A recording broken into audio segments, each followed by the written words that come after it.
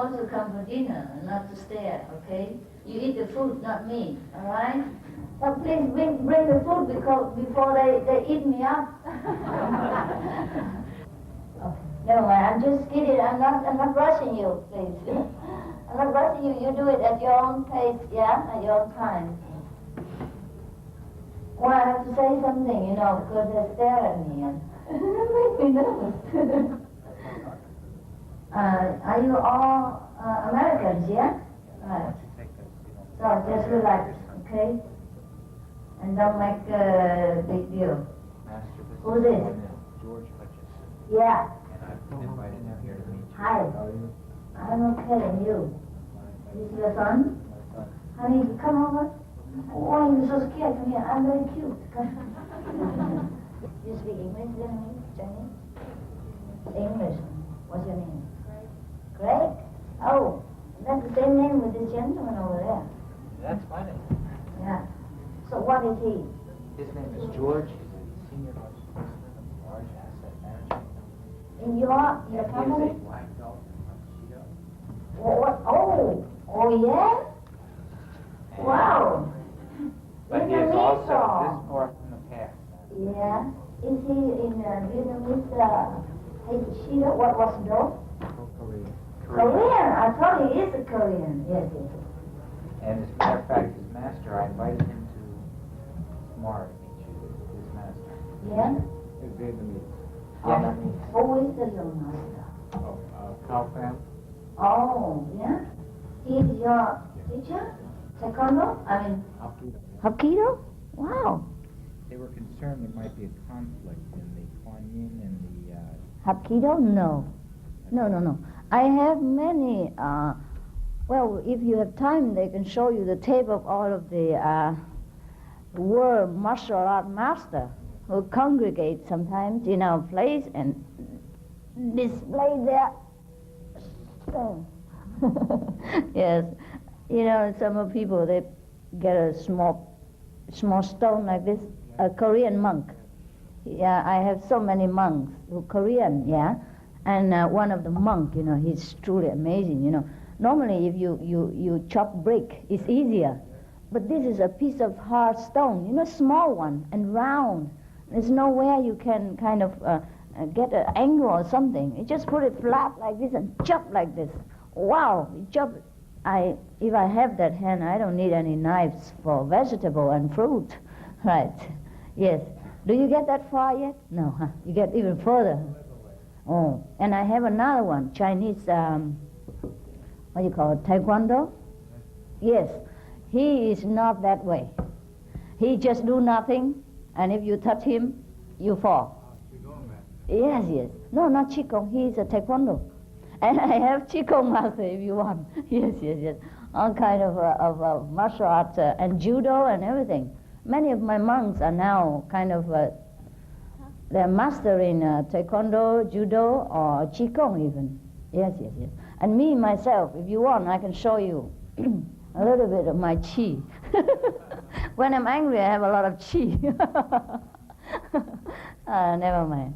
I know nothing about it, but all the martial arts teachers think I have a wonderful martial art talent. I don't know where. And they all came and, subdue before I even fight. You know what I mean? Yes. So, okay, don't worry about that. Yes. If you're interested in martial art, it's very good for your body and mind. It's a kind of equilibrium, yeah? That most of the martial art teachers find, yes, before they reach the higher point. Yes, before. And one of our,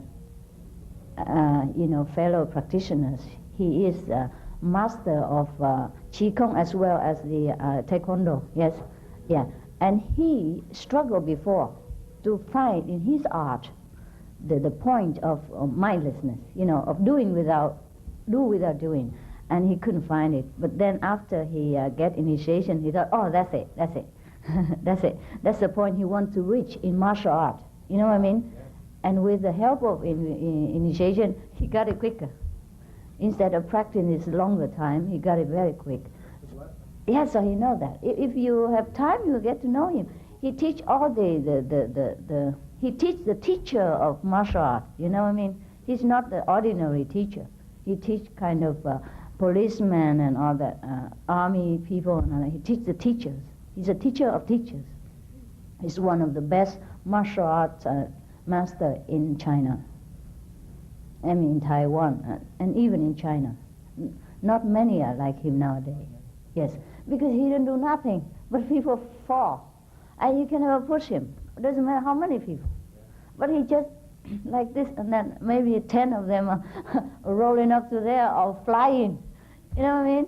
The people come and attack him, and he didn't do nothing. He just struck his shoulder or something. You know, just like this, and they fly to that corner. Yes, really fly, because many of them have martial art themselves. Well, if I try him, then you can never tell, because I don't know nothing. But some of them are teacher of martial art, you know. Therefore, they know his how to say, kung fu, yeah. Know his power. Yes, it takes somebody who knows something about the art to recognize his strength. Yes. So if you ask me how good he is, I cannot tell you. But I can only tell you from other martial arts masters that they really worship him. Yes. And that is one of our disciples. He used to be my bodyguard. Sometimes when I go around the world, he thinks he has to guard my small body. But then afterward, he went around with me for a while. He noticed that nobody bothered about my body at all, so he doesn't have anybody to guard. So he got fed up. He has no job, so he left. He went back home to work. I said, no need to guard me, because it's not the body that you need to guard. So actually, he had job also. You know, he's also kind of allopath doctor, and he has family, and of course, his wife also a martial arts master. Both of them teach our monks and nuns. The wife teaches the nuns, and the husband teaches the monks. Yeah, so if you go to Taiwan, be careful. Go to our center, and then you see what happened. No, but they're very peaceful. They just practice for the exercise of the body and the mind, you know. Yes, also to act out some negative energy, you know. When you feel like punching somebody, just punch the wood. That's that, yeah. And nobody get hurt except yourself. So we also love martial arts, so don't you worry. We have no allergy to anything, including religion or martial art or any kind of art, yeah? I can even sing and dance, you know. We have no allergy, yeah, because God is inclusive. You cannot make a dislike or like of anything. Just let it be a choice of the individual. Yes. But some choice are a little bit less noble and less dangerous. So we might try to kind of minimize this kind of choice. For example, that's why we choose a bloodless dinner, right? Because in that case we minimize the choice of pleasing ourselves at the expense of other sentient beings' life. And that's some of those kind, but otherwise nothing extreme. You know what I mean? So why didn't you tell him all this, Craig? But I'm a martial arts master myself. You never say to him. I told him I would prefer if you answered it directly. Oh, I see. I myself study many martial arts like Shaolin, Qigong, Taekwondo. So you want to try? I have studied, but I never mastered it, so don't worry. There's only name, but no power. Okay. But anyhow, many of the martial arts masters have been subdued by me, so you must know my power by now, right? I don't even have to fight them. They come and crawl in themselves. Surrender. Yes. You know the martial arts master that I have just told you? If you first met him, you know he's a kung fu master, right? He never smiled. He never make joke. He practiced 13 hours every day in his art. Whether standing, eating, sitting, sleeping, or talking with friends, he practiced his art. That's why he mastered it. 30 years he did that, 30 years. You know what I mean? But after he met me, I beat him up. Yeah. You know what? He cried himself to surrender. I did nothing, but he was so soft like noodle. And he always cries still now. Every time he sees me, he cries. I don't know why. I done nothing to him. I never beat him. Is it that? That's how I beat him up, you see. And another monk of mine, let me tell you, I have a monk. Well, we don't look like monk and nun now, but we used to be. We used to look like monk and nun with shaven head and all that. But I thought this is more convenient, you know. For example, for the assistants here, if they see me coming with bald head, they probably don't serve me, you know. I said, so now I have a monk. Also, beat that master up. You know how he did it? He made him cry to death, laugh to death. Because when that martial arts master came first to our center, you see, he wanted to try all the monks to see which level they have, because some of them already have some martial art experiences. So he wanted to try each of them to see what they already have in order to eliminate it first or to add it into their time. So he tried one, and some of them just, you know, show off some of them, you know. You know, all kind of queer things. They call flamingo art and all kind of, or sometimes fox art or tiger art, and also say crocodile art, yeah? Yeah, no, not crocodile. No.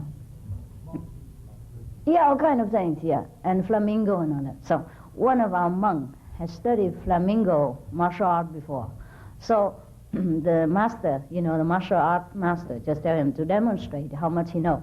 And then just one stance, he beat the master up. You know why? He was crawling on the floor laughing to death. I beat him up on the floor.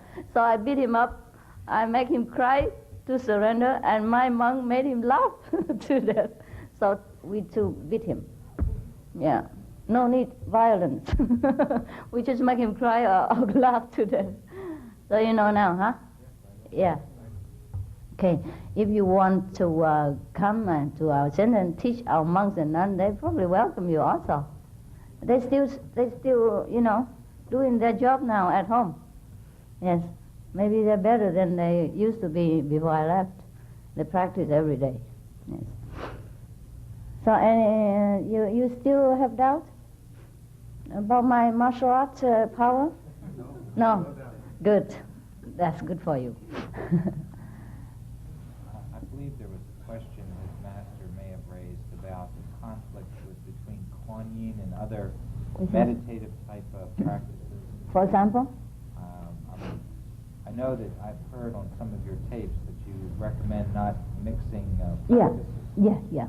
Perhaps you can clarify for us what you intend by Only when you do it to have anything to do with the breathing control, that's all. Otherwise, there's not much there. And for example, there are many kind of meditation, right? So there's some kind of so-called meditation. People say anything meditation. So we're confused. But actually there are different types. There's kind of mantra practice. They have, that's what we call, we can call mantra practice. Let me see. You know, they recite in something, okay? And people also call that meditation. So that's confusing, right? And then people tell you to pay attention to your breathing. You breathe in and breathe out, and that they also call meditation. And some people say to you, you have to pay attention to your, the solar plexus, abdomen here all the time, and that they also call meditation. Fine, nothing wrong with that. But we abuse the word meditation too much and confuse the people. Because otherwise, I would say that everybody meditate anyhow. I said it this morning when some of the ladies said, we're not used to with meditation, we don't know what meditation is, and you tell us to meditate. You know, when I was interviewed on TV this morning, I said, yes, you meditate all the time. Some people meditate on money, some people meditate on girls, some people meditate on drugs when they don't have enough of it. Yeah, that's their meditation. When you pay attention to something in a very extravagant degree, that is when you meditate, right? You know what I mean? Yeah. Therefore, I said to you, be concentrated, be one-pointed with my teaching. That's why you get the best result. If you meditate on my teaching and meditate on money at the same time, or meditate on mantra at the same time, of course you are divided, and that's very logical. I'm not a dictator. I just tell you what's good for you. Yeah? Yeah, whatever you want to do, you have to pay all your attention to that point. Is that right? Whether you meditate or you fix a car or you drive a taxi. If you don't pay attention to your driving, you will get into trouble. So that's very simple. And people think I'm forbidding you this and that. No. Everything I tell you is just a good advice. It's as a duty of a teacher. Whatever you know, you have to tell them. But of course you make the choice. Yeah? If you don't follow me, it's okay. You are responsible for your action, your success of your meditation and practice. But I am responsible to tell you what is good for you. Okay? So don't misunderstand. There's a kind of prohibition or dictating, no, nothing. Everything I tell you is the age-old concentrated essence of a practitioner who wants to get away from all the traps of this materialism and to rise above this mind, matter, controlling power so that he can realize there's something greater than his own body and his own machine, brain, computer. Understand? That's it. So all these are kind of secret codes, secret methods to speed yourself on the highway of spirituality. There's nothing dictating about that. Because if you don't do it, I never say anything to you. I never scold you, I never ring you and say, hey, you don't do it. Or I never check up on you. It's all your choice. The path of freedom is a path of responsibility, self-responsibility. So I never impose on anything, just suggest, just to tell you this is a good way.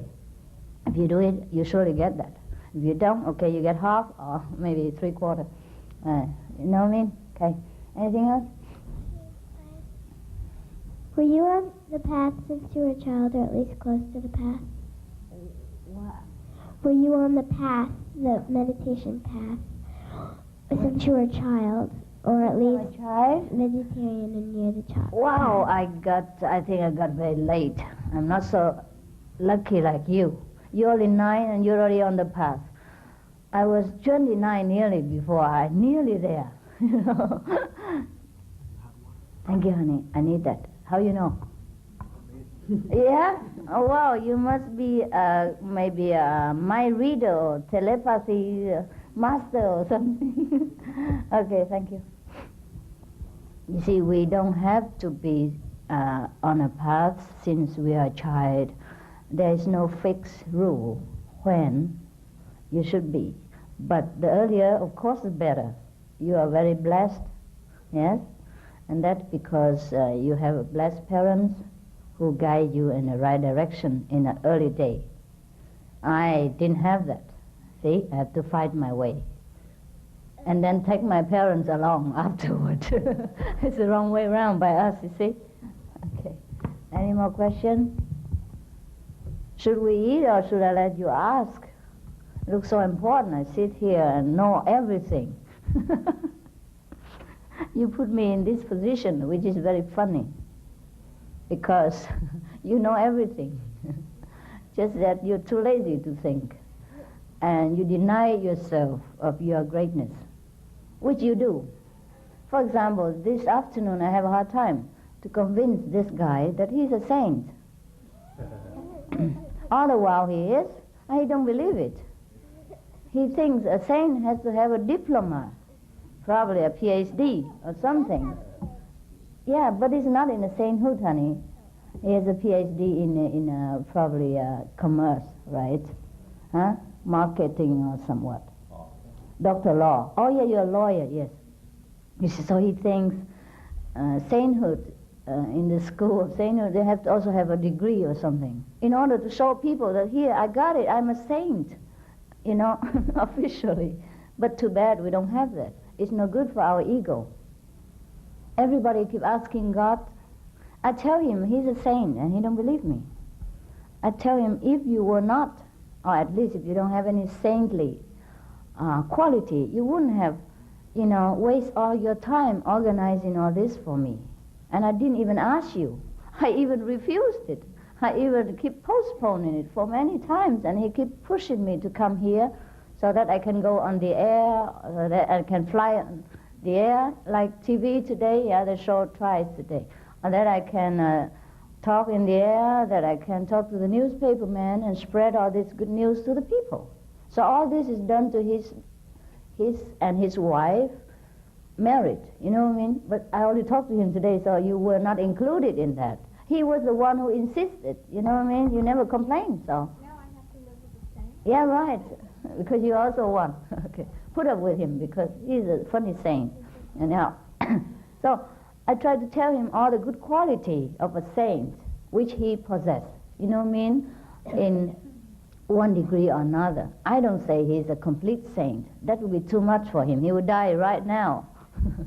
But he has saintly quality. Therefore, he did that and others. You know what I mean? Because I told him he's an accomplished businessman, a very educated person, rich, a beautiful wife, and gorgeous daughter, and have home, have everything in this material life he has.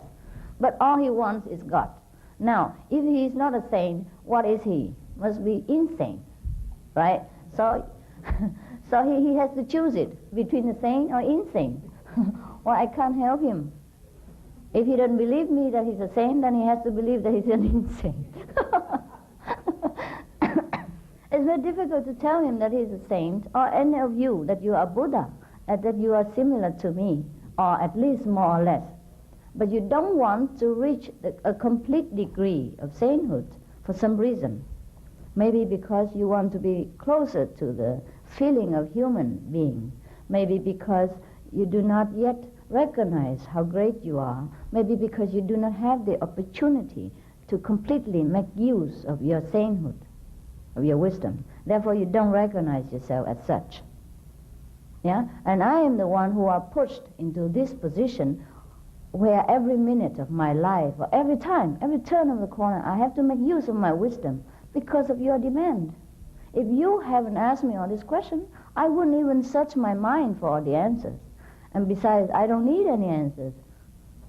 You know what I mean? I'm just satisfied the way life is. Well, I am now. I wasn't before. I must tell you the truth. No one has become a saint when he was born. Yes. When we were born into this world of Maya, of illusion, we have to undergo all the procedure of a human being. Like we have to be ignorant again. We have to suffer all this illusionary desires, and then the disappointment of non-fulfilling desires and all that kind of thing. Until one day we have enough with it and they say, okay, that's it now. Whatever I have, I have. If I don't, I don't. That's the time when you reach complete liberation. You liberate yourself from all your own problems and your own self-made prison, your own also learned prejudices, yeah, of who you are. Because actually, if you trace down yourself, who you are, you're not there. Who is Dr. Craig, by the way? Yeah, before he was born, who is he? For example, before he was born, nobody knew who Dr. Craig is, and now he's born. Okay, he's born into a Craig's family, and then everybody call him from his birth that he's Craig. All right, and then so he grows up with the Craig's name, and then he get a university degree, and that's added more into his own possession of individual, and so he recognized himself as such, as a law university graduate. And then he know more about books. He learned from books, and he learned from this, and he learned from business, and that. All this knowledge we call Craig, Dr. Craig. Actually, if the knowledge is you, then you are just knowledge. You are just nothing. Because if you didn't learn all this, then you never exist. If you didn't learn how to speak, if you didn't learn how to eat, if you don't learn how to dress yourself, if you don't learn at university, what are you?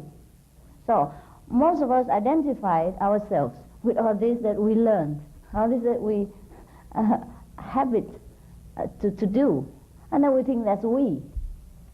Therefore, we have different, I would say, individuals, like Mr. Craigs and Mrs. Craigs, because she learned different things. She has different experience from life. She gleaned from different books. And she made her own judgment from what she learned also. And he made his own judgment. And so we are all separated. Otherwise, we are never separated. We are the knowledge house. We are together without the body. And as soon as we assume the body and we assume more knowledge from different sources, we identify ourselves differently from the neighbors. And that's when dividedness starts. That's when we start to get into the trap of ignorance and we forgot our origin, right? So the more you learn, the farther you are from knowledge. So that's why I have difficulty to convince this guy that he's okay, because he thought he's not okay. Yes. He's so okay, but the way I look at him, that he's good. You know what I mean? He has saintly quality and he's selfless because he wants to do things for other people. Yeah? But he thought to be a master or to do a saintly work, he has to do something else. But I don't know what kind of illusion he has in his mind. But he's doing the saintly job. For example, you don't need to preach to people to be a master. What you're doing today is a master job. You don't realize it. For example, today you have made me talk in all the TV and radio and on the newspapers and all this. These will reach millions. You understand what I mean? And this is through your effort. You know what I mean? So you're doing the same job without having to speak anything. Do we all have to speak? Then it will be too noisy. Yeah? I already make enough noise being the only one sane in this group. If we both become master, well, we don't have time, huh? Okay, so the problem with us is that we don't recognize our true selves, because we recognize the false self, the false conception about the self, about even how a saint should be, and what a saint should experience, and what a saint should have. We are not in business. We should not always ask God, give me experience, give me light, give me sound right now, lift me to heaven. Don't. Offer it to other people, even if you don't have it. You know what I vowed to have before I became a nun? I supposed to become a nun. Yes, I was a nun. I probably still am, or half of it. Now, before I became a nun, I was scared, because I also wasn't very enlightened, and the nuns and monks, they have a lot of rules, you know, dongs. Yes, and so every dongs, I'm scared, because I always do. I like to do things, yeah, fun. And everything, when you look about monks' life, it's dong, yeah?